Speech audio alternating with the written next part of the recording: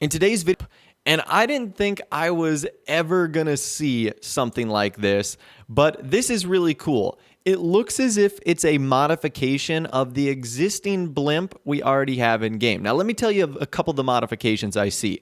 Number one, it has the same sort of like purple and black luxury like felt kind of camo that we saw on the inside of the nightclubs. We actually saw this exact same design on the computer as well, seen in the nightclub. So I wonder if those are all connected or if you have the option to mix and match.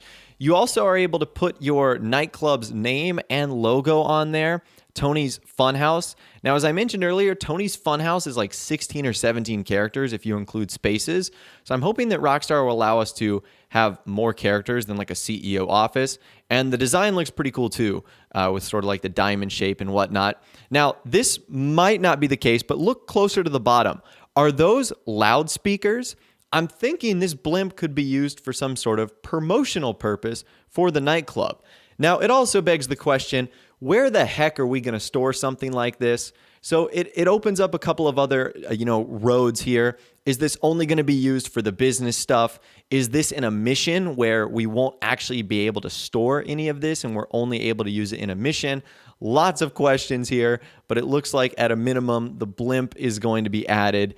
And that's going to be one of the fun new vehicles that we get to check out. If you've never flown one of the blimp befores in game, incredibly slow and incredibly delicate. So I would expect nothing less with this vehicle. The next time we see vehicles is in this garage right here. And there's a lot of new vehicles. So let's start with the ones that are closest to us and work our way to the ones that are farther away. Now, not all of these are new.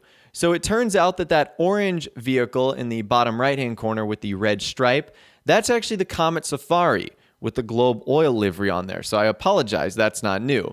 The vehicle above it, that's just the Gallivanter Baller. That's not a new vehicle either. The vehicle to the next of that, that's the Windsor Drop, not our Nuss Stafford, so that's not a new vehicle either. The first time we see a new vehicle right here is the Ocelot Swinger, which you can see has a really cool livery on there, 2 white racing stripes and the Ocelot logo on the back. This is going to be a really cool car. Now, I thought this was strictly going to be based off of the E-Type. Looks like it's got a little bit of the D-Type in there as well. So this is going to be a very, very cool vehicle. You can see it's got this very nice dark blue paint job on there. I love how the engine is exposed and how you can see it. I mean, in my opinion, that just looks absolutely amazing.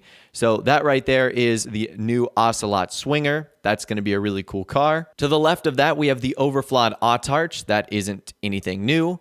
Above that, we've got the Sabre Turbo Custom. Again, nothing new. To the left of that, it looks like we have the Mamba with a white racing stripe. So I think this is the Mamba. It could be a new vehicle, but if it is the Mamba, that's new customization. Does that mean we're going to be getting new Benny's cars, like the ability to bring the Mamba to Benny's? I think that's likely what is going to be happening here, and I think there's more evidence to suggest that is the case. Now, to the left of that, we see the Mammoth Patriot Stretch. Again, really cool right there with sort of that white, gray, and black hexagonal camo on there. Really cool. I've speculated that I think it's going to seat 6 or 8 people based off of its size. I think that's kind of fun. And the car in the bottom left-hand corner, that is the Banshee 900R. Now, if we let the trailer go a little bit, we can actually see one more vehicle, and that is a customized version of the Toyota Supra or the Dinka Jester Classic. How awesome is that? Rockstar have recreated the Dinka Jester Classic. That is amazing. It also begs the question, will it be a Benny's vehicle as well, or did they simply just redesign the car and all of it will be done at the LSC? Lots of questions right here for us to find out when the update arrives on day 1. The next vehicle can be seen in this screenshot right here after the Black Madonna takes out that police officer. Now, it's incredibly blurry, and I don't know what this vehicle is, but you can see it off on the right-hand side. It's black. It looks as if it's an older style vehicle, either a sedan or a coupe. It's really hard to tell. This is the only time in the trailer in which we see this vehicle. So unfortunately for right now, it is going to be a mystery car. I don't know what that is. If you guys have any clue on what this vehicle is, please let me know in the comments down below or on Twitter. but I wasn't able to tell what it was, but it's definitely a new vehicle. It doesn't look like anything else we've had in the game before. Now, after that, we get another really good look at the Mammoth Patriot stretch. Again, this thing is a big boy, that's for sure. You guys can see the camo that it has looks really, really awesome. The size of it is obviously massive. It doesn't look as if it's going to be able to be stored in a normal garage. I don't know, though. Rockstar might have made it small enough to be able to be stored. I really can't tell by the couple of screenshots that we saw in this trailer. One thing that was kind of interesting is I noticed this car at the very end, like as the Mammoth Patriot stretch is passing by, that apparently is the Cyclone. So that is not a new vehicle. I do wonder what a Cyclone is doing on the street, though. Those typically aren't spawned on the street, which makes me think that this is either some part of mission or something like that. So I don't know why a Cyclone would be on the street. Maybe Rockstar have updated the spawning patterns of vehicles. Who knows? But I thought that that was kind of an interesting find. The next interesting find comes from this shot right here. Now, I was focusing on where this guy was, the airport, who he is. I still don't know who he is. Look very closely to his right, or I guess to his left, if we were him. I think that is the Anus Stafford. Now, not the Mammoth Patriot. That's that white vehicle off to the far right. And it's kind of hard to see, but you can kind of see the tires and the small white wall. I think that is the Anus Stafford. It really does look like it. It has the same sort of Rolls-Royce boxy shape design. I think that's it right there. I think that dude is just hiding it, and I think that's what he rolled up in. So I think that's the only time we see the Anus Stafford in this trailer. So interesting stuff right there. That's one of the vehicles I'm really looking forward to the most. I was kind of disappointed we didn't see it a whole lot more. This next scene right here shows us a look at one of the brand new vehicles, the MTL Pounder Custom. Now, we're going to be getting into that in a little bit. You guys are probably interested in the police vehicles. Those aren't new. The guys on the bike, those are NPCs. They're not new. The bike is not new.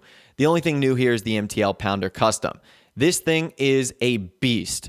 So I've pointed out a couple things. It's got SAM anti-air missile turrets on top. Whoa, I'm sure that's an upgrade that you're going to have to pay for. It has a wedge on the front. It looks like it is heavily armored. The wheel wells are heavily armored, so you can't even shoot out the tires.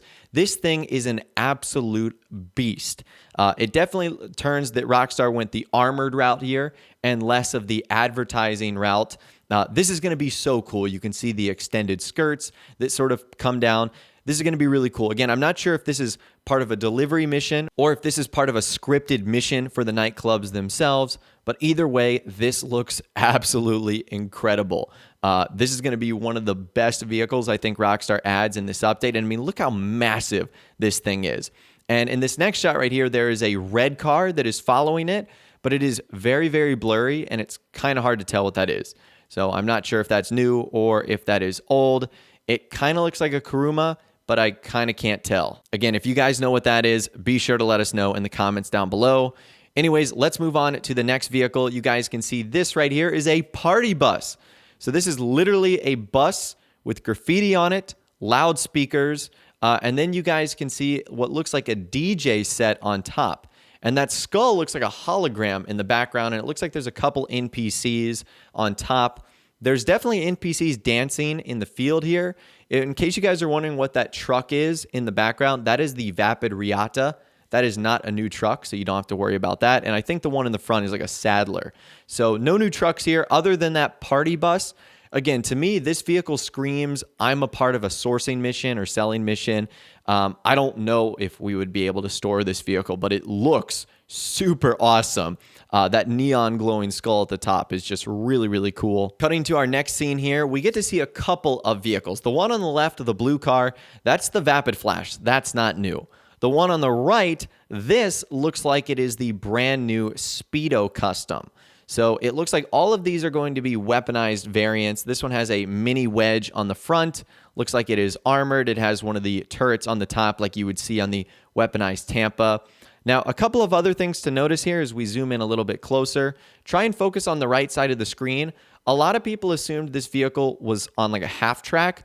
It doesn't look like that's the case. It just looks like it has really long skirts to sort of protect the vehicle. You can see both wheel wells there.